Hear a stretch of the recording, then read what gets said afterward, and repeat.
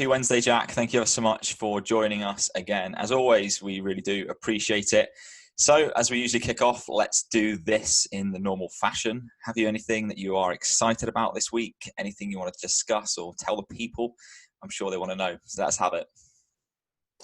Yeah, I'm gonna bend the rules slightly again. I thought two things I do in this podcast are talk about personal nuance and bend the rules when it comes to I forgot to change your name on last week's one. But it's September when we're recording this, and that is Suicide Awareness Month. And I think in terms of us keeping up the conversation around mental health, it's important to highlight that, put it out there. I looked at a little stat before we jumped on, and I think people often like to say it's the leading cause of death for young men. It's actually for both genders from age 20 to 34. And that actually surprised me a little bit to see that for females as well, because it's often spoken about, I think, as quite a male problem. But just the very fact that it is the most common cause of death for people 20 to 34, I think really highlights the whole fact of that people aren't alone with it. They are able to, or not they are, but they should be able to have conversations with people about mental health, with people about how they're feeling, because by the very virtue of it being the most common, there's going to be a lot of other people that have experienced similar feelings, similar hardships. And I can certainly say from experience, since opening up to more people about it, having conversations with people in person, online about it, I've not had one bad reaction from it. I've not had one negative encounter. And I've also not had a single negative encounter where someone's just gone, no, can't relate, don't know what you're on about. Everyone has their own story with it. Everyone has their own version of it. Not, of course, suicide or attempted suicide, but the conversation around mental health, the conversation around some sort of experience that people have dealt with. And I just think it's never a bad thing to open up and chat to other people about. I can't agree any more with that. It's one of those things that becomes desensitized the more you discuss it. We only keep the kind of hoo-ha about the subject under wraps if we don't discuss it. It becomes more of a taboo topic if we don't discuss. If we've all had something in life where we've decided that actually I don't want to tell anyone about this, and that might not be mental health related, that might be anything related, and you can probably relate listening to this, that thing just eats you up, and it'll give you some anxiety, it'll give you some form of kind of nerve, it'll come up in conversation, your heart rate will pick up, you get sweaty hands.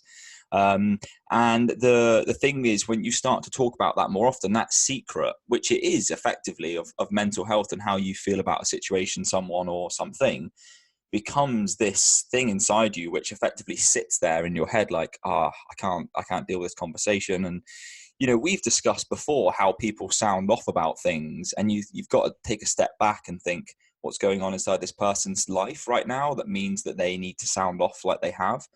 And people deal with them in different ways because they don't know how to express maybe that emotion or that thought process. And I think it's important that you normalize the conversation, right? It's perfectly normal to feel down. And I was talking to somebody yesterday about this. I think sometimes in the kind of world we live in at the moment, it's becoming almost demonized to be unhappy. So like people are saying, just be happy, or, it's like, we can work our way out of this. But the truth is you're sad for a reason. There is emotions are built on experiences. So, if you don't want to feel a certain way, for example, if you're about to get hit by a car because you didn't look, your heart rate picks up, you get very scared, and it's a warning sign to you that you probably should look next time. And I think it's important that as much as we talk about this stuff, we also have a lot of kind of introspection and view of ourselves of why maybe we feel that way. And the only way, well, not the only way, but I think one of the major ways is hearing yourself speak these things through. I say to people, if you don't have necessarily the open lines of communication with people that you wish to have, a really good starting point, and this is something that I use personally, is to write down the most irrational thing I can currently think of. So say I've had a conversation with someone, I think, oh, they hate me, this is terrible. I'll write that on a piece of paper, and I'll write at the top, irrational thought process, and I'll write down everything that my brain is running through. And then underneath that, I'll put rational thought process. And I will then take that side of my brain and go, right, what am I actually thinking about this? Well, they don't hate me. They just have a different way of expressing themselves in this view or this version. And I find that that's a really good way to have that inner communication that's more positive. If you don't have someone who you can speak to. And of course, I'm very fortunate in a way to have those people. But I still like to do it by myself. That's my kind of journaling. I find that that's a good way in. And it can be nice to write these things down, because when you look back at them, maybe like in 2 or 3 days time, you just think, why was I thinking those things? This is ridiculous. Yeah. But sometimes it takes yourself to see that, doesn't it? Mm-hmm. Yeah, there's a saying that a problem shared is a problem halved. And I never used to believe that until I actually started sharing and, actually giving it a crack. And the same goes on the opposite end of the spectrum. A pleasure shared is a pleasure doubled. And I like having those two kind of in contrast with each other. It really is, I think, the truth when it comes to how you're feeling when you're inside yourself, only thinking about selfish thoughts. And I don't mean selfish in a negative way. I just mean self-centered thoughts. It can be really easy to get caught up in them and go down some sort of loop and some sort of spiral with it. But if you, as you say, actually speak it out, actually kind of get it out onto paper or get it out with someone, you start to think and learn in real time as you're doing so. And that's so valuable. And if you're someone who is still doubting this, who is even listening to our experience with this and saying that it's been something effective for us, give it a try.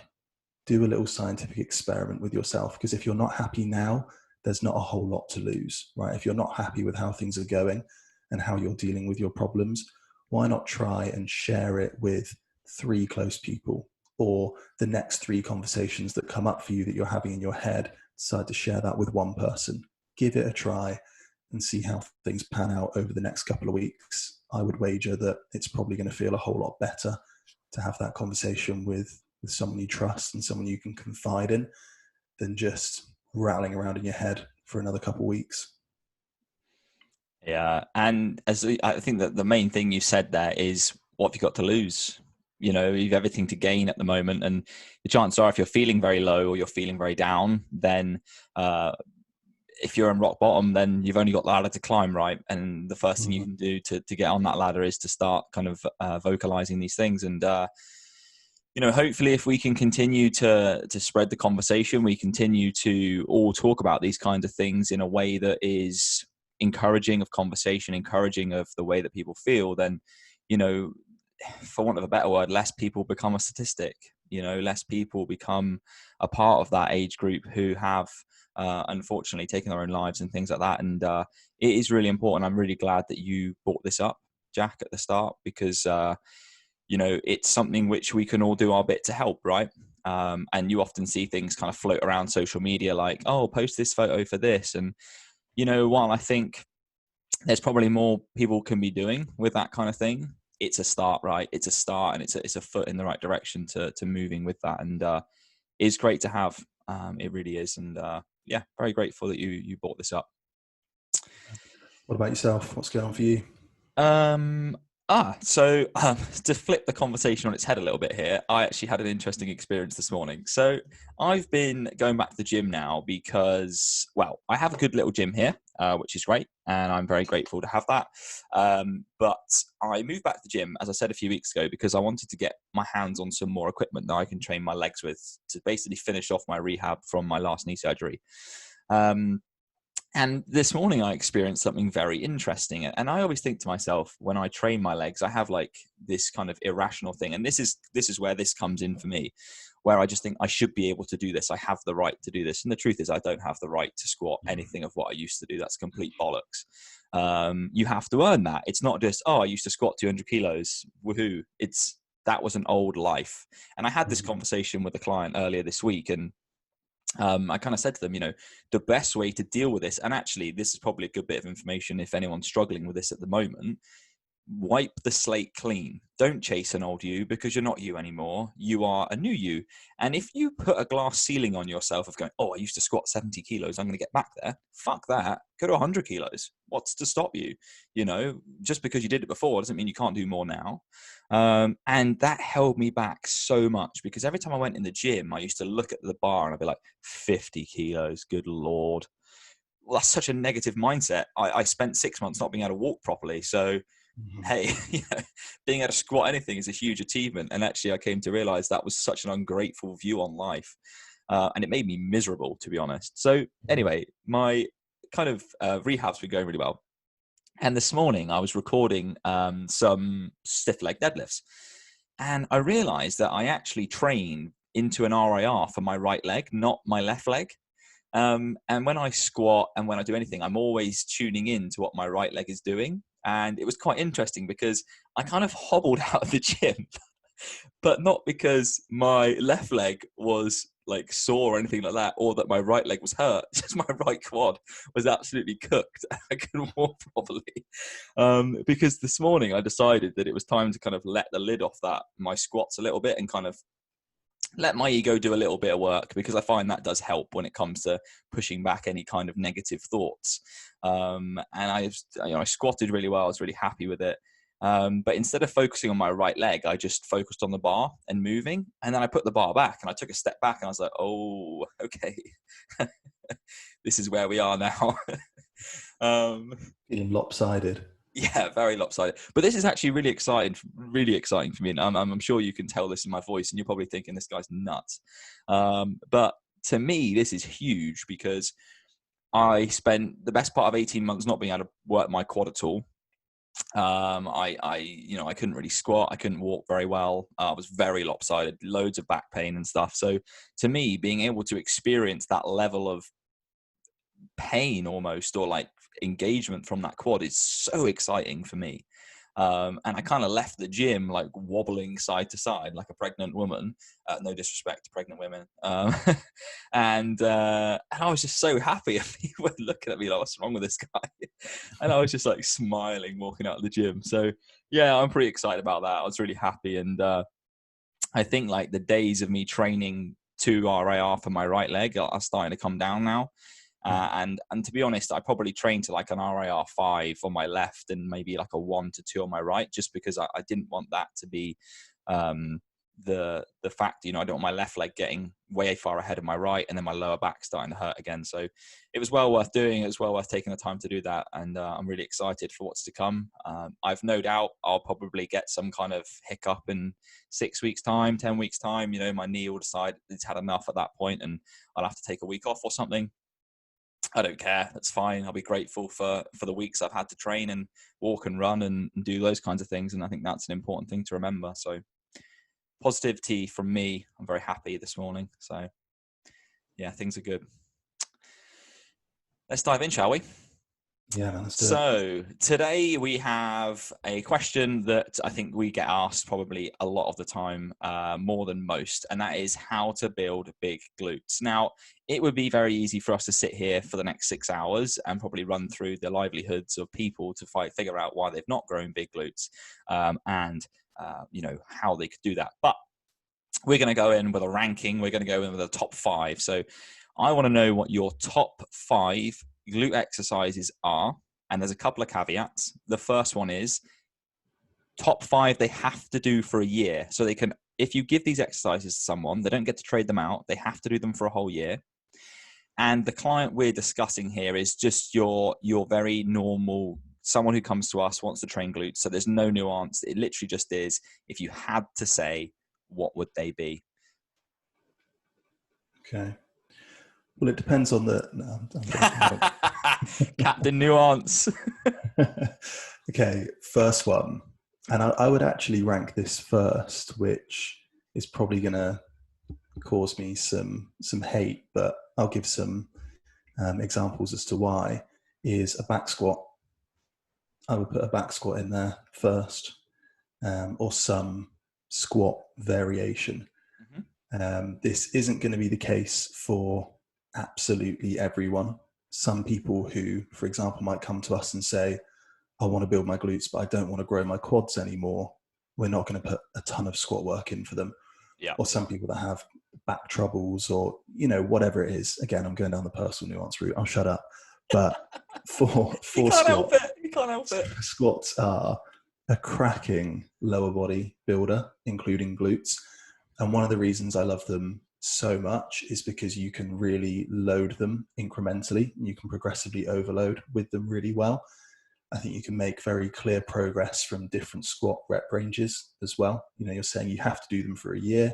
So that means you can work through some strength phases with them. You can have power squats. You can have hypertrophy type of rep ranges. If you're really sadistic, you can go 15, 20 rep squats. I think you maybe do 15 rep front squats once or something, right? Yep. There's just all sorts of different ways to work it and all sorts of different squat variations, chuck your heels elevated, use a bench behind you, all sorts. So squats would be in there as an absolute staple for me. They get quite a lot of flack, I think, because of the rise of the hip thrust. And don't get me wrong, hip thrust is going to be number 2, spoiler alert. But I think squats are an absolute staple that needs to be in there. And just because they also work your quads, or just because certain people don't feel them in certain stances, etc., I don't think means that they're not a good grower. I think sometimes people equate the burn from, say, like a hip thrust in their glutes, meaning it must be working their glutes the best possible. Whereas when you're doing a squat, you might not immediately feel it translate into like a huge glute pump. Yeah. But I've always noticed that times in my life when my glutes have been my biggest, my squats have been the best, the strongest that they have been. For me, especially, there's a real strong correlation between those. I'm gonna do a U here and add some nuance to this myself. So I find the squat a huge glute builder for me, and that is because I have terrible dorsiflexion. So when Right. you watch me squat, my shins don't break much vertical. I mean, if you Do you want to watch just explain that for people? yeah, of course. So dorsiflexion is effectively the amount of flexion you get through the ankle joint. And to put that simply, it would be how close you can get your toes to your shins. And so if you were to squat, it would equate effectively to how far your knees go over your toes. And if you watch, for example, if you type in Chinese weightlifters, so maybe like you Lu Xiaojun or something like that, you will get them. They have incredible mobility at the ankle. So their shins press really far forward and their bums basically sit on the backs of their ankles. So that comes from good knee flexion, yes, but it also comes from having exceptionally good dorsiflexion. Now, when you get really good dorsiflexion and very good knee flexion, the main drivers of that movement are going to be the quads, right? Because it's effectively compressing there a lot, a bit like a spring. But when I squat, because my shins stay so vertical, I basically box squat. So I rely a massive amount on flexion at the hip and sitting down and back. I don't actually reach very good depth. And again, this is partly due to my knee.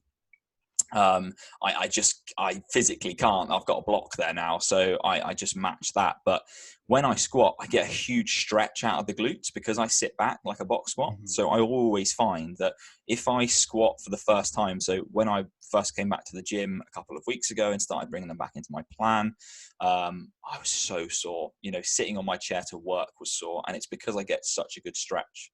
So if you're someone who has really good dorsiflexion and has very good knee flexion in their squat, I'd probably recommend something like a sumo squat or something like that, where you get a kind of extended stretch out of the glutes. But Mm-hmm. I'm with you again. I think that the incremental ability of a squat to, you can grind through a squat really well, which means progressive overload training close to RIR, failures and things like that is really effective. And generally speaking, as you said, it's a really good compound lower body movement. Mm-hmm. Yeah, second up, I would put hip thrusts then, as I say. Hip thrusts are, I think, the closest you can get to like a direct glute compound, because there's just not a lot of other muscles. There are other muscles that engage. You are slightly getting a little bit of shortening and lengthening at the hamstrings. Some people do feel, because you've got a bit of knee flexion, some quads in there as well, but they are predominantly smashing the glutes. As with the squats as well, technique is really important for hip thrusts, to make sure that you're not just kind of moving your hips and bringing a lot of lower back into it. But as a direct worker, I think it will come as no surprise that hip thrusts are up there. Yep, I'm agreeing with that fully. As Jack said, you get quite a lot of activation. If you get quite a lot of activation in the hamstrings, chances are your feet are too far out. I had this chat recently. If your feet are far out, what actually happens is your feet become almost gripper rods for your legs to support them. And we all know that if we do some form of gripping with the hamstrings, like a hamstring curl almost is, you're going to get a lot of hamstring activation. So you might just have to play around with foot position. Yeah, it's like an isometric hamstring hold because you're kind of trying to pull your feet back in towards your body. I think feet should almost be like uncomfortably close to the body. Yeah. For a hip thrust, like whatever feels like weirdly close, that's probably about right for a lot of people. Absolutely. And that means that you're going to get a really good amount of range of motion with that hip thrust. I don't know if there's much more to say on hip thrusts. Particularly, I guess there's a lot of variations you can do of them, and we like to, if someone comes to us with the goal of growing glutes, we'll always have hip thrusts in there in some form of variation. There's a lot of different ways to skin a cat with hip thrusts. Yeah. You know, you've got staggered stance variations, single leg dumbbell variations. You can also do, one thing that might be worth mentioning is that the kind of hip thrust movement is essentially just hip flexion and hip extension. Yeah. And one that you can also do that I've used before and I've programmed in for some clients, some people tend to love it, some just don't really gel with it, is something like a kneeling squat as well. Yeah. A kneeling squat is technically all hip flexion and hip extension because you're starting, you know, from your knees and kind of sitting up to fully high on your knees. If you type in kneeling squat on YouTube, it'll be much better than just hearing me trying to vocally describe it there. Something like that is a nice variation, and with bands behind you if you want to get a bit more tension at the top of that. But anything that is really going to work those glutes through that range of motion is going to do the trick. Yeah, I was just going to actually say that probably the only thing I would add is the actual loading pattern of the hip thrust and why it would be different to something like a squat. And it's purely based on the kind of pattern of which we move the barbell. So there's loads of different, people call them all sorts of different things, but one of the probably more popular terms I think is antio-posterior. So where we're loading the barbell from front to back rather than vertical. So the weight is always going down. That's how gravity works. And if you're in a place where the weight doesn't go down, you probably aren't listening to this. I don't know why I said that. And effectively what we have is the bridging of the hips. So the breaking of the hip, flexion, extension of the hip, and the weight going down through that flexion point. Whereas on a squat, the bar is going down through your back. So it's just a different way to hold the weight. And a really good thing to do, as Jack said, and he touched on it very gently there, is banded. So if you do kettlebell swings and you band them, tell you what, they can be absolutely grim because they're adding to that anterior-posterior loading. And probably another one would be the cable pull-through. Where you're loading from front to back, which can be quite nice because there's no direct loading of weight. Some people struggle with things like bruising of the hips with hip thrusts, or potentially, if, as you said earlier, if you have some kind of sore lower back, it can be quite a nice gentle loader. But generally speaking, fully on board with that one. Let's have number 3. Number 3 would be some sort of lunge variation, or perhaps a split leg squat, depending on if you're static or walking with it. I think good old heavy barbell walking lunges are absolute bangers. I think some sort of dumbbell Bulgarian split squat is nice. That's probably a more common one that a lot of people see on kind of glute workouts and stuff. But something that allows that split leg, I think, is something that really loads the glute in its stretched position really effectively. If you're someone who doesn't do these often, go easy to start. They make you really, really sore, I think, compared to a lot of other glute work because of that big stretch component. And again, as long as form is correct with them, technique is going to be absolutely key with all of these. You can really target the glutes well and take a lot of the lower body, kind of other areas of the lower body out of it more. So you might want to, for example, let's take the walking lunge. If you lengthen the stride and make it quite a wide stride, and then as you descend down, try and be focusing on putting the weight through the heel and driving back up through the heel as well. That's going to put more predominant pressure and activation on the posterior chain, so on the glutes and on the upper part of the hamstrings. Whereas if you were to be going with a really short stride, letting the knee travel really far over the toe, driving up through the sort of mid to forefoot, that's going to be more quad based. So you can think about that. But these are, I should also say as well, these are sort of small changes in form. I'm not a big fan of when you see people doing like, Smith machine squats or something, and their feet are like 3 feet in front of them and like really, really wide and pointed out. And they're having to use like a third of the weight that they could actually use because they've mechanically kind of disabled themselves so much with that position that they're in. Perhaps the wrong terminology there. Disadvantaged. Let's go with mechanically disadvantaged. With something like a lunge as well, you don't want to be taking like such a long stride that you can't generate any power from that point.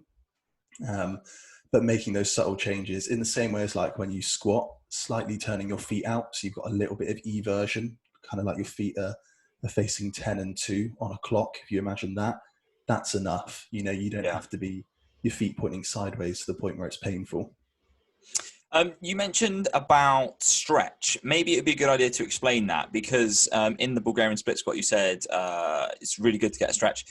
A question that is quite common is why is range of motion so important? And obviously both of us have mentioned stretch now, but why is that important? I think it'd be cool to clarify. Yeah, I'd split those into two questions. So range of motion is important because you want to actually work the muscle through its full range of motion. You can actually get like, I can't remember what the exact term is they use for it in the literature. You might remember, but it's some sort of like segmental hypertrophy or sectional hypertrophy. Do you know what I'm on about? I do know what you're on about, but I don't know the word either. And what they're essentially saying, it was from a study where they did bicep curls and they measured cross-sectional area across the bicep. And they found that you could basically get specific areas of the bicep growing or not, dependent on what your range of motion is. So people like to say, even sciencey people like to say things like, oh, you can't target quote unquote lower abs, it's all one muscle, or you can't target lower biceps or whatever. You really can, depending on range of motion. Like if you never work your bicep to like that full top range of flexion where you're getting right to the top of that curl, you're not going to work as much of that top part of the muscle, if you're always just working the bottom half of that. And the same thing goes for lower body work as well. If you're not taking those muscles through their full range of motion, then certain parts of that muscle, there's cross-sectional area of that muscle is just not going to get engaged. It's not going to work, and therefore it's not going to have to grow and adapt in the same way. Yeah, I think the only time I've ever programmed purposefully like a quarter squat would be for a sprinter, where actually you want to overload the pattern to which they are working consistently. So for example, if you had a sprinter, you're looking at hip extension to a certain degree, you might then decide actually overloading a quarter squat to 150% could be a good idea. But I explained this to someone recently, and it was saying about points, like a point system. I made this up. Whether it actually works out, you can judge. But I was saying to them, if you can squat 100 kilos and you take that to 15 centimeters of flexion, and you just, to work out a rough point system, you times 100 by 15, right? You have 1,500, okay? And then you say, okay, well, I can't actually squat 100 kilos to full depth. Well, okay, well, let's say you can squat 80 kilos to full depth, and full depth is 45 centimeters. If we then take that point system, 4 8s are 32, so we're over 3,200 on the point system. That's over double the points you would get. Whether that actually correlates in terms of hypertrophy, it's to that degree is to be debated. But as a rough point system, I think it's quite clear that actually full range of motion is very important. And as you rightly say, that if you have full range of motion, use it, because if you don't, you will either lose it and you won't be able to do full squats and things like that, because you lose that pattern. But also you end up losing full muscular gain from exercise and effort you're putting in. And to me, that just is a waste. You might as well, if you're there, you're doing it, you might as well make the most out of it. Yeah. And when we talk about compounds as well, I mean, if you're talking about getting squats, say, getting the glutes and the quads involved, that's where you can really, I think, lose out on something like the glute gains from a squat. If you're doing partial half squats, for example, your glutes are barely going to engage because they're not going to get that activation and stretch at the bottom. And so talking of stretch, the reason I think that's important particularly is because one of the main drivers of muscle growth is damage, is kind of tearing that muscle in order for it to come back and repair stronger. And a really kind of direct way to damage a muscle is by loading it under stretch. And so if you're in that fully stretched position in something like a lunge or a split squat, and you've got a good load for you, whatever that is on your back, or you're holding a dumbbell, then that's going to help to create muscle damage that will get torn and then come back stronger. And that's just one of the 3 key drivers of muscle growth. Spot on. Number 4, we on number 4? So we've had squat, hip thrust, lunge variation. Number 4, I would go with an abduction. So something like the seated abduction machine or some sort of variation of that. This one might surprise some people as well, because I think people see the abduction machines as kind of like fluff work sometimes, or like they're the sort of thing that people use on like Instagram booty girl workouts and quote unquote finishers and stuff. But I don't see it that way. I think you can load a seated abduction really heavy and really well. Again, if you've got your form down well. And importantly, talking just there about hitting all your muscles and hitting all parts of the muscle, the glute medius that sits towards the kind of top outer part of the glutes, of the whole glute musculature, is predominantly worked with abduction. And what abduction means is driving the knee away from the midline of the body. So that quintessential movement, like being on that machine. And if you're not doing that type of movement, you're not going to engage the glute medius across your week. You know, if you're just doing squats, if you're just doing hip thrusts, it's going to be there as a stabilizer. It's going to be involved in some way. You know, it's going to be, say, keeping your feet a certain amount spread apart when you're doing a hip thrust or something and holding that isometric tension. It's not really going to be getting worked optimally compared to actually doing direct work for it. And if you've not done direct work for it, especially if you're a guy, I'd really strongly recommend it, because you'll work a muscle in a way that you've never worked it before. And I think it's actually a really good thing to get good at. And it does also really help improve the appearance of your glutes as well. It really fills them out to the side and helps to give them that kind of rounded, I think, full look, and can help to improve the width as well. Of course, width is going to be predominantly genetically developed when it comes to hip width. But that doesn't mean that that's not a life sentence. You know, it doesn't have to always look the exact way that it was that you were born with. It's certainly only going to help to be building width and building size on those glute mediuses. Another key point there is that having a strong glute medius is going to mean that you have much greater control over the femur, much greater stability of the knee, therefore helping you with your compound lifts like we spoke about earlier. So things like the squat, if you can squat heavier because you have better form, because you have better stabilization at the knee. And this is, I think that's a great point. You know, males probably more specifically here are going to struggle with this because they never do it on average. I'm judging there, much glute medius work. And therefore the stabilization around that area is much lower, which means the capacity to lift heavier because form is less stable, less consistent, is going to be an obvious thing, right? So that can be a great thing. Now with the abduction machine, something I see the most is that people try and do the splits on the machine. And I don't know if you agree with me here, but I find that actually on this machine, it doesn't need as much range of motion. It needs a good control and a good contraction. And if you have more weight, what you're actually forced into there is not just kind of throwing your legs in and out, which I think naturally I can do to a reasonable degree. I'm not no split kind of person, but I can do to a reasonable degree. But if I put a load of weight through it and I really focus into the glute medius, I can't get half that range of motion anymore, because at full flexion, I am kind of stopping at this kind of, I don't know, not quite 3 o'clock and 9 o'clock, but like in between that and kind of 2 and 10. And that is, I find that really great for engagement. So if you're someone who gets nothing, quote unquote, out of abduction on an abduction machine, and you're thinking, well, hang on a minute, I can get to like 5 and 8 or 5 and 7, you know, then actually what we need to be thinking here is maybe we could narrow that range of motion, up the weight, and see if you get more engagement out of the glute medius. I think it's important to maybe underscore it as like active range of motion, rather than just how far you can throw it.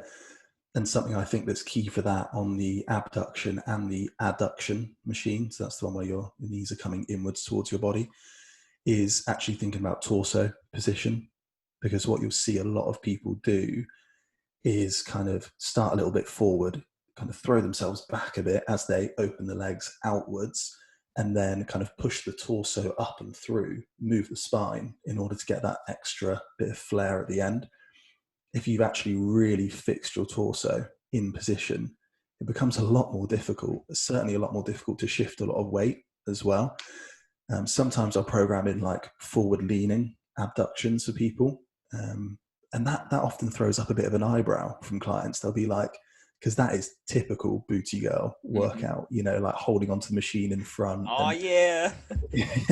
but mate, if you actually lean forwards, keep your torso fixed in that position, you can shift more weight and you can get just as much engagement. Yeah. The important thing is that you're not actively throwing your torso about during the active range of motion. You're not using that as momentum to kind of push with your body.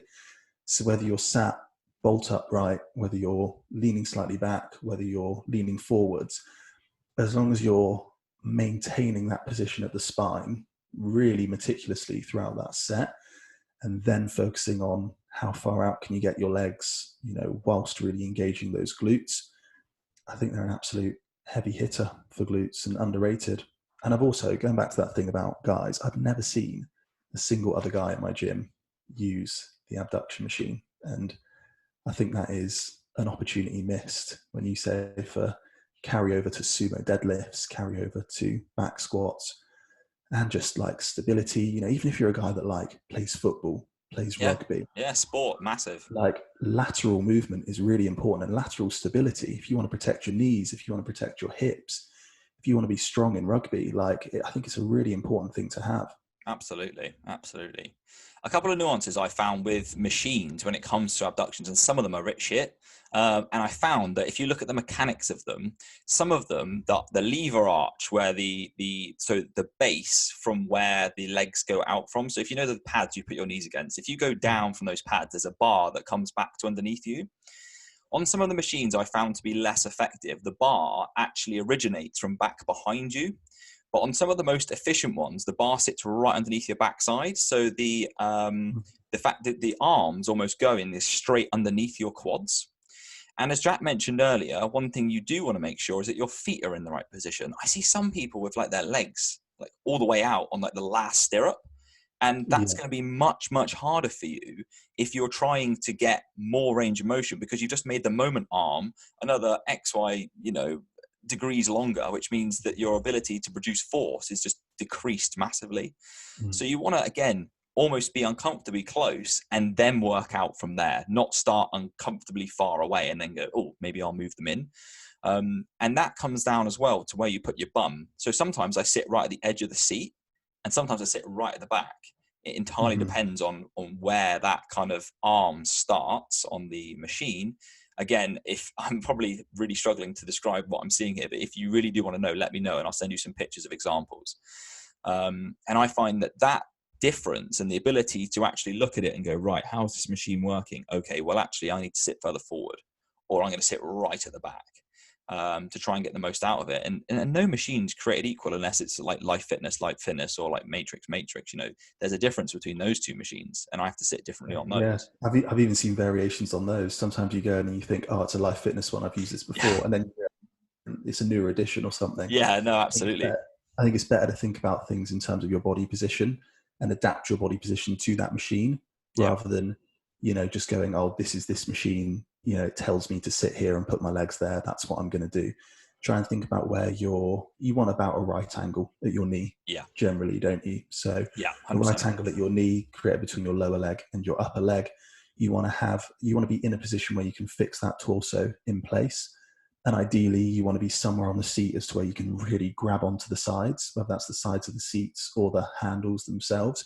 So you can really fix yourself in that position and just put all of the focus through the glutes.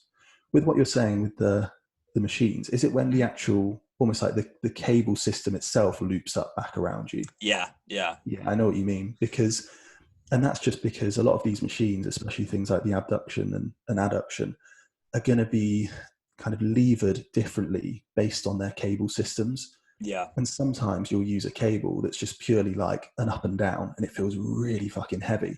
And then another cable sends you through 3 different cable systems, and you can load up triple the weight than what you would on just a straight normal cable. So I think, again, for any machine, for any cable system, for anything like that, do it based on your personal feel with it, your personal mechanics, not just based on like, oh, these are push downs, I'm going to use 20 kilos because Yeah. that's what I always do. Because you might use 60 in one gym and 10 in another.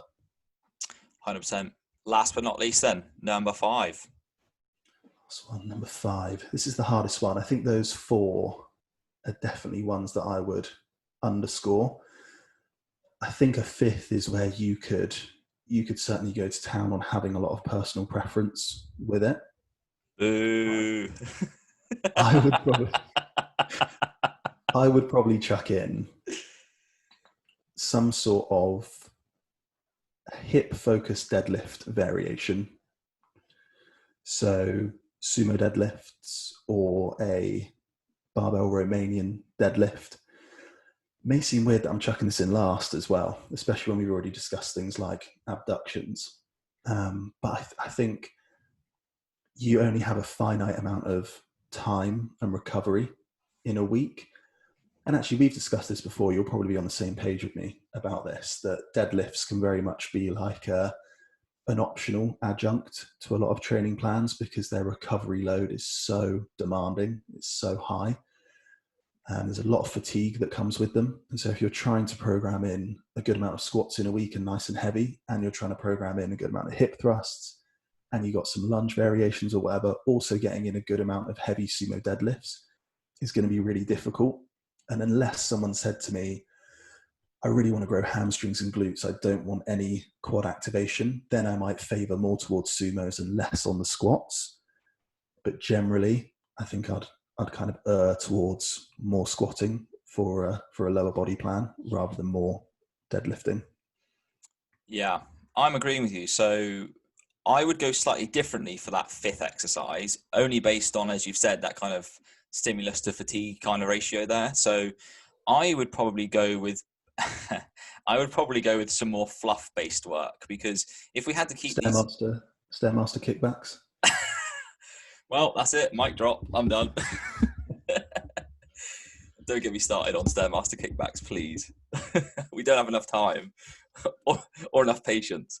I would probably go with something like and this is what I thought you were going to say, a glute-focused hip extension or some kind of quadruped hip extension or even like a cable kickback. Only because if we look at all the other exercises we've got, we don't have anything that I would necessarily, I'm just trying to think before I say this, pump up to a high level, like 30, 40 repper. I love like a rounded back hyperextension. As do I. But so few gyms have them, especially in the UK. So few gyms have them. I think you're spoiled with your gym, your normal home gym. I've actually got a really good way to make one, by the way. If you have a Smith machine, clip it in just below hip height, get a bar pad. I was nearly going to say something else then. Get a bar pad, pop it on top, get 2 heavy dumbbells and place them behind your ankles to support you so you don't end up flipping over the top. And you've basically got one. That's what I've been doing at the moment. How do you trap your ankles under the dumbbells? How do they not just roll away? So, well, if you've got hexagonal dumbbells, that works perfectly. But if you don't have hexagonal dumbbells, put a little plate underneath them, because I don't have hexagonal dumbbells in the gym I'm using at the moment. They're rounded dumbbells. But if you take 2 reasonably heavy ones and put 2 plates under the backs of them, as you dip forward, they don't go anywhere. And what you have is an ankle support. Now, there's a couple of things here you need to consider. One, if you like your Achilles not with blisters and burns on them, probably not a good idea. But if you have... So I have wrist straps, and I put my wrist straps around the dumbbells so that I have like an extra bit of padding. But also I have weightlifting shoes, and they have a lovely, comfortable heel that dig in nicely. But if you don't have those, some Smith machines, the way they're built, have a bar that goes around the back. In the gym I usually use, not to name names, there is a bar that sits there which works perfectly. And that actually works really nicely. If you want a video, I actually have one. If anybody's listening to this thinking, how do I do that? Let me know, because I have a recording of it. I have a blooper and I have an actual recording. So let me know which one you'd like to see. But yeah. Xander accepts no liability for you front flipping over your Smith machine. No, or if you didn't clip the Smith machine in properly and you end up plummeting towards the ground, which is what I did. Yeah, I do like those. I like those a lot. I think I tend to say not to think about them a whole lot, because I haven't had access to them in the last like 4 gyms I've been in, probably since the same gym that we used to train in. And yeah, so but I do love those if you have those as an option, because it's also then a different type of movement for the glutes. You're going to work it in a different kind of plane of motion and everything compared to those other examples. Things like kickbacks I find are like very much optional. Yeah. Like I tend to put them in if someone's like really doesn't want a lot of quad work, as we've said before, if they really don't have a focus on like a lot of other body parts. If they're purely someone who's like, I want to grow glutes, maybe I want to go a bit of hamstrings, but I want to just do minimal for the rest of my body, then you can afford to have like a lot of kind of extra work in for the glutes across the week. In that sort of circumstance, I think I would, because it's a nice chance to get that different type of movement in for sure. Or it could be like a quadruped band kickback or something like that. But yeah, if you're saying, gun to my head, you can only do these exercises for a year, I'd go with some sort of deadlift variation over those. Fair enough. This is probably a view that many people don't have. I actually think a kickback is quite an advanced exercise, along the same lines of if someone said, what do I think about a Smith machine bench press? And I think they're both quite advanced, on the basis that if you get someone who really knows what they're doing and can really dial into the muscle, they can be a very effective movement. I added in, and I'm not saying that I'm advanced. I've done quite a lot of training, so I probably would be in that intermediate to advanced over the few years I've trained and stuff. But when I say advanced, I mean like someone who really has focused on a muscle group for a long period of time. So someone who has really developed their glutes, over 5 years or more. I can't say that I've, really nailed my chest for 5 years. You know what I mean? But what I would say is that if you can really focus in on a muscle and you get a machine like a Smith machine, or you get a kickback and you're someone who can dial into that, I think they can be a really efficient thing to do. I think the thing when beginners do these movements is that they see these more advanced people doing them and think this is the way forward. But actually, they don't really they haven't made the most ground out of like a barbell or something, or maybe even like a hip thrust like we discussed. So, in that respect, I think they can be quite effective for people who are more capable to dial into muscle groups. But I get what you're saying 100% in terms of, if you had a gun to your head, what would you choose? And I can see why that was. I think it would be, as you said, a consideration if they had the equipment in the first place. But yeah, no, very good. Very good. Any kind of lasting thoughts? On what you've mentioned there with kickbacks, I think there's a difference between the compounds and the isolation type work. So compounds being where you involve multiple joints. So say like the hips and the knees, like a squat or a deadlift. Isolations being there's only one joint involved, like the knee, for example, something like a leg extension. We said about with squats earlier, you may not directly get the biggest glute pump whilst you're doing them, but they're going to be a good glute builder. If you're not getting a good glute pump while you're doing kickbacks, you're doing something wrong.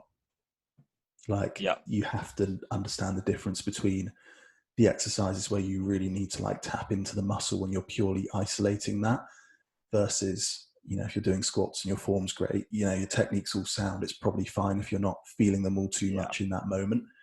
And I think probably the best way to delineate those is compounds versus isolations.